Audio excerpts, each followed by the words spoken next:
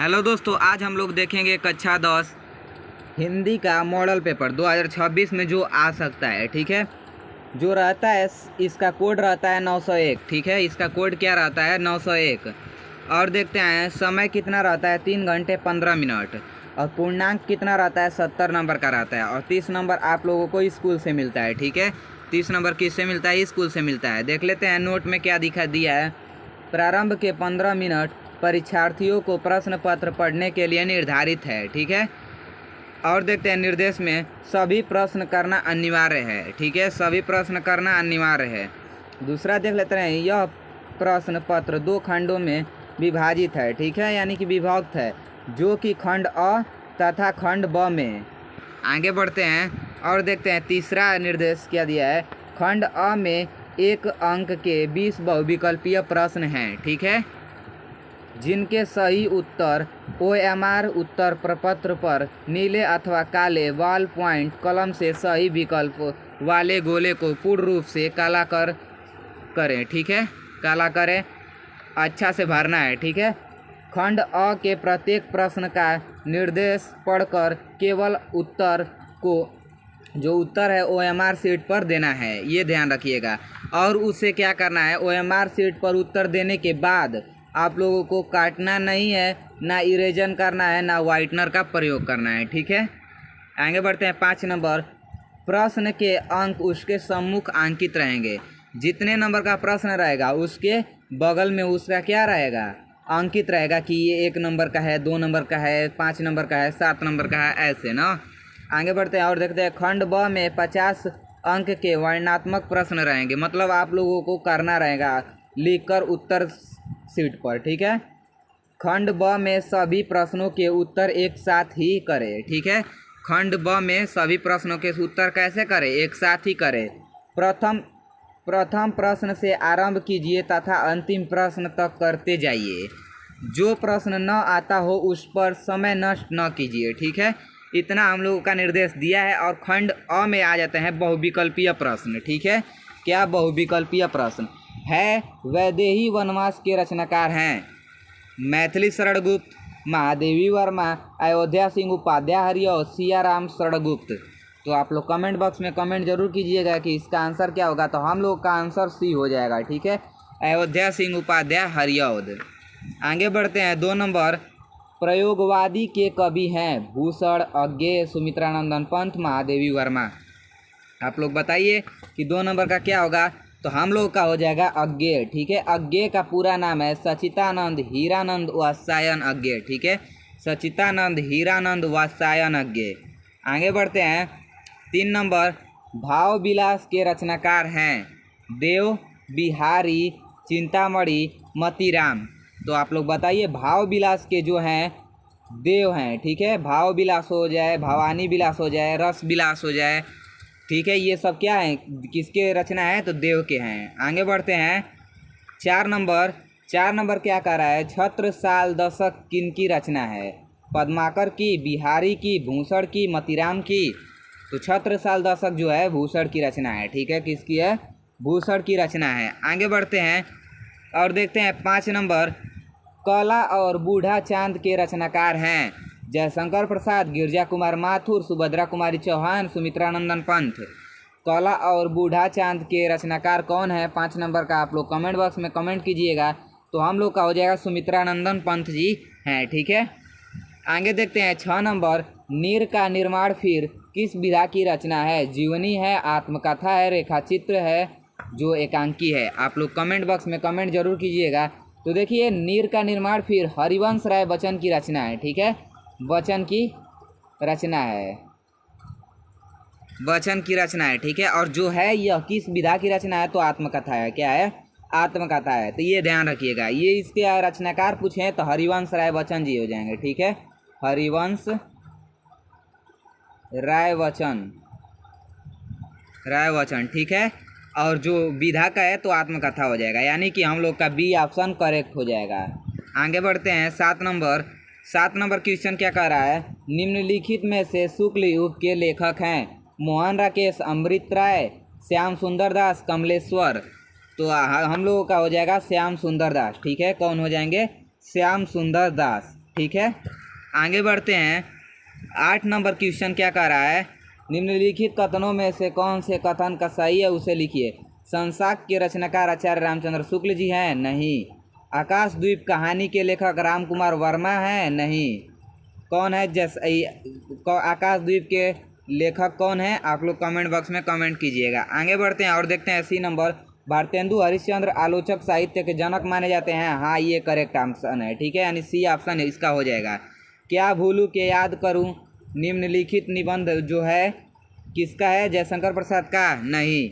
ये किसका है? क्या भूलूं के याद रखूं? आप लोग कमेंट बॉक्स में कमेंट कीजिएगा, ठीक है। आगे बढ़ते हैं। 9 नंबर, परीक्षा गुरु किस विधा की रचना है? आत्मकथा है, एकांकी है, उपन्यास है, रेखाचित्र है? तो हम लोग का हो जाएगा उपन्यास है। अगर हम लोगों का बोर्ड एग्जाम में पूछे कि प्रथम उपन्यास, ठीक है, प्रथम उपन्यास, प्रथम उपन्यास तो क्या हो जाएगा? परीक्षा गुरु होगा, ठीक है, परीक्षा गुरु। इसके लेखक जो हैं कौन है? श्रीनिवास दास जी, ठीक है। आगे बढ़ते हैं। 10 नंबर, बाणभट्ट की आत्मकथा के रचनाकार हैं? जयशंकर प्रसाद, हजारी प्रसाद द्विवेदी, रांगे राघव, धर्मवीर भारती? तो हम लोग का हो जाएगा हजारी प्रसाद द्विवेदी, ठीक है, हजारी प्रसाद द्विवेदी, यानी कि बी ऑप्शन करेक्ट हो जाएगा। आगे बढ़ते हैं।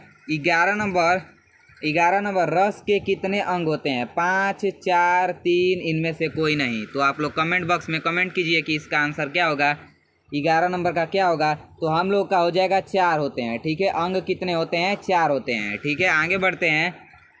12 नंबर है, पायो जी मैंने राम रतन धन पायो, पंक्ति में कौन सा अलंकार है?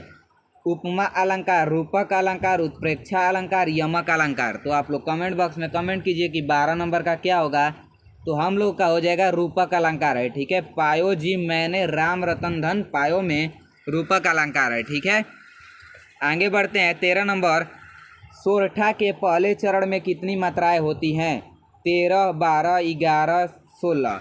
तो हम लोग का पहले और तृतीय चरण में 11 मात्राएं होती हैं, और द्वितीय और चौथे चरण में कितनी होती हैं? 13 मात्राएं होती हैं, ठीक है। अगर पहला और तृतीय का है, ठीक है, तीसरा का है तो 11 मात्राएं होती हैं, ठीक है। अगर दूसरा, ठीक है, दूसरा और चौथा का है तो हम लोग का 13 मात्राएं होगी, ठीक है, उसमें आप लोग ध्यान रखिएगा। आगे बढ़ते हैं। 14 नंबर, निर्दय शब्द में प्रयुक्त उपसर्ग है? दय, निर्दय? तो हम लोग का सी ऑप्शन करेक्ट हो जाएगा, ठीक है, सी ऑप्शन करेक्ट हो जाएगा। आगे बढ़ते हैं।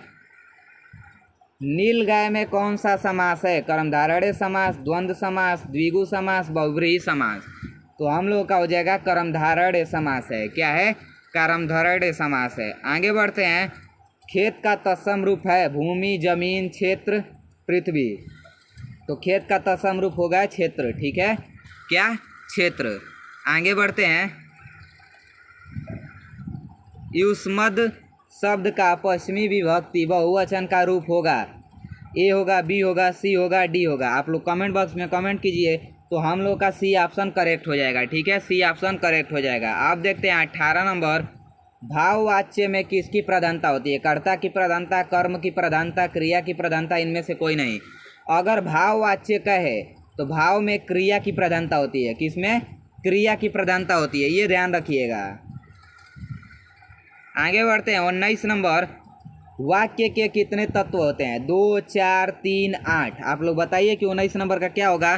तो हम लोग हो जाएगा सी, ठीक है, 19 नंबर का सी हो जाएगा। आगे बढ़ते हैं। 20 नंबर देख लेते हैं। अविकारी पद को अन्य किस नाम से जाना जाता है? ए, बी, सी, डी? आप लोग बताइए कि कौन सा आंसर होगा 20 नंबर का। तो हम लोग का हो जाएगा बी ऑप्शन करेक्ट। आगे बढ़ते हैं खंड ब की तरफ, ठीक है। खंड ब में दिया है वर्णनात्मक प्रश्न। अब वर्णनात्मक प्रश्न में देख लेते हैं। पहला प्रश्न दिया है, निम्नलिखित गद्यांश पर आधारित तीनों प्रश्नों के उत्तर दीजिए, ठीक है। गद्यांश पर आधारित तीनों प्रश्नों के उत्तर देना है। 2, 2, 2, यानी कि 3 प्रश्न रहेगा, जिसके 2 नंबर 2 नंबर 2 नंबर मिलाकर 6 नंबर आप लोगों को मिलेगा, ठीक है। तो प्रश्न में पूछता क्या है? संदर्भ पूछ देगा। देखिए प्रश्न क्या पूछा है, उपयुक्त गद्यांश का सारांश लिखिए, यानी संदर्भ लिखिए, रेखांकित अंश की व्याख्या कीजिए और ये एक क्वेश्चन पूछ दिया है, ठीक है। तो आप लोग देखिए जो पूछा है प्रश्न, क्या पूछा है। कुसंग का ज्वर सबसे भयानक होता है, यह केवल नीति और सद्वृत्ति का ही नाश नहीं करता बल्कि बुद्धि का भी क्षय करता है, ठीक है। बुद्धि का भी क्या करता है, क्षय करता है। आगे बढ़ते हैं और देखते हैं इसका रेखांकित अंश की व्याख्या ही करना है, ठीक है। किसी युवा पुरुष की संगति यदि बुरी होगी तो वह अब उसके पैरों में बधी चक्की के समान होगी, जो उसे दिन दिन अवनति के गड्ढे में गिराती जाएंगी, और यदि अच्छी होगी तो सहारा देने वाली बाहु के समान होगी, जो उसे निरंतर उन्नति की ओर उठाती जाएगी। इसी का हम लोग व्याख्या करना है, ठीक है। जहाँ से रेखा खींचा है उसका ही व्याख्या करना है। तो इसका संदर्भ आप लोग लिख लेंगे आचार्य रामचंद्र शुक्ल द्वारा मित्रता पाठ का नाम है मित्रता, और लेखक का नाम है कौन, आचार्य रामचंद्र शुक्ल, ठीक है। आगे बढ़ते हैं। अब देखिए ये जो पाठ लिया गया है, ईर्ष्या तू ना गई मेरे मन से, जिसके लेखक जो है रामधारी सिंह दिनकर जी हैं। ईर्ष्या से बचने का उपाय मानसिक अनुशासन है। जो व्यक्ति ईर्ष्यालु स्वभाव का है उससे फालतू बातें के बारे में सोचने की आदत छोड़ देनी चाहिए, ठीक है। जो ईर्ष्यालु है उसे फालतू बातें सोचने की आदत ही छोड़ देनी चाहिए। उसे यह भी पता लगा लेना चाहिए कि जिस अभाव के कारण वह ईर्ष्यालु बन गया है उसकी पूर्ति का रचनात्मक तरीका क्या है। जिस दिन उसके भीतर यह जिज्ञासा जगेगी उसी दिन से वह ईर्ष्या करना कम कर देगा, ठीक है। इसका भी पाठ का नाम और शीर्षक, मतलब कि पाठ का शीर्षक एवं लेखक का नाम, तो पाठ का नाम है ईर्ष्या तू ना गई मेरे मन से, और लेखक हैं रामधारी सिंह दिनकर जी, ठीक है। रामधारी सिंह दिनकर जी। रेखांकित अंश की व्याख्या करना है, आप लोग कर देंगे। और देखें प्रश्न पूछा है, ईर्ष्या से बचने के लिए लेखक की आदत को छोड़ने की सलाह देता है। और आगे बढ़ते हैं। दूसरा प्रश्न क्या कर रहा है, निम्नलिखित पदांश पर आधारित दिए गए 3 प्रश्नों के उत्तर दीजिए। इसका भी 6 नंबर आप लोगों को पक्का हो जाएगा। अब देख लेते हैं क्या कहा है।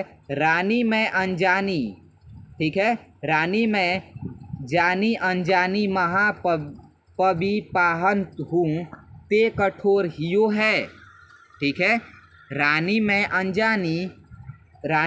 जानी अनजानी, ठीक है।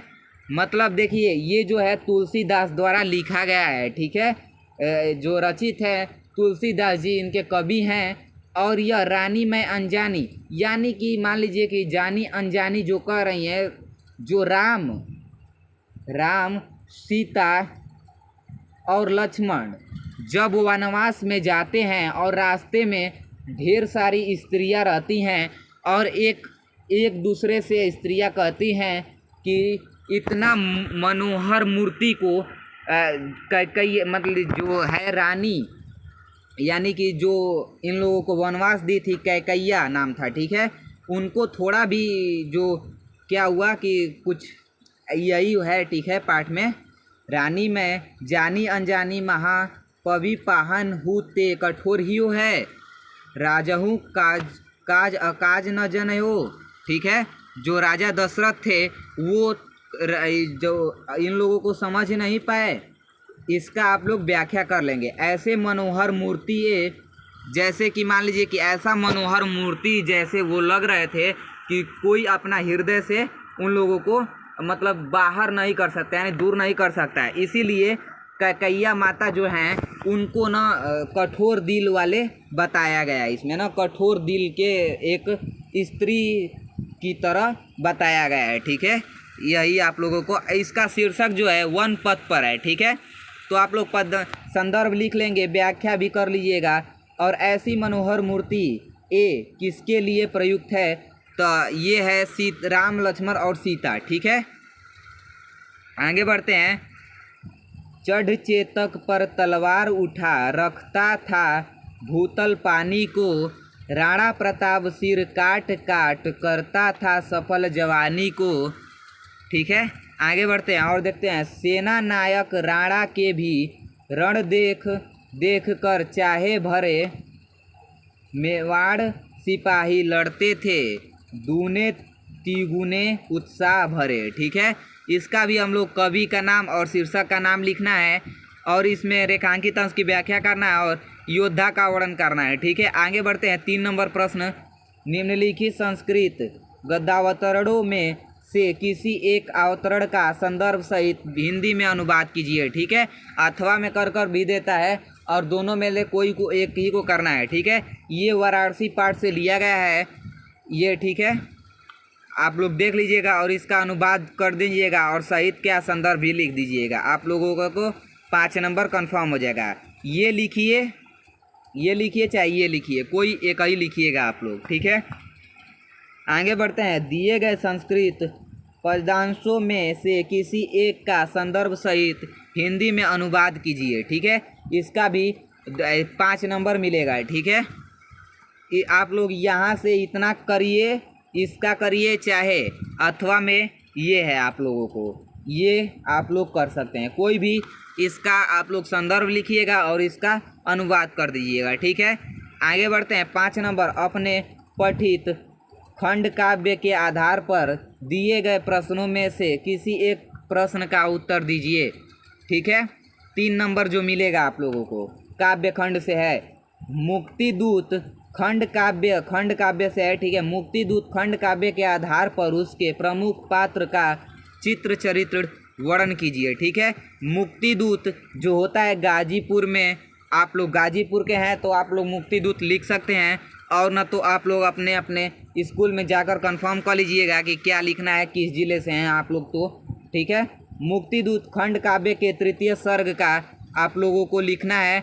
और देखते हैं, ज्योति जवाहिर खंड काव्य के आधार पर उसके नायक का चरित्र चित्र वर्णन कीजिए, चित्रण करना है। ठीक है, ज्योति जवाहिर का, मेवाड़ मुकुट का, ठीक है, अग्र पूजा का। ठीक है, 2 प्रश्न देता है, दोनों प्रश्न में से एक ही करना होता है। जय सुभाष का, ठीक है, जय सुभाष का, मातृभूमि का, ठीक है, कर्ण का है, कर्ण का भी है, आप लोग कोई भी कर सकते हैं। कर्मवीर भरत का भी है। ठीक है, और आगे बढ़ते हैं, देखते हैं तुमुल है। और देखते हैं 6 नंबर प्रश्न क्या का है। दिए गए लेखकों में से किसी एक लेखक का जीवन परिचय देते हुए उनकी एक प्रमुख रचनाएं लिखिए। जीवन परिचय पर 3 लिखेंगे तो 3 नंबर और 2 नंबर एक रचनाएं पर मिलेगी, यानी कुल मिलाकर 5 नंबर मिलेगा। जयप्रकाश भारती का, पद्मलाल पुन्नालाल बख्शी का, जयशंकर प्रसाद का।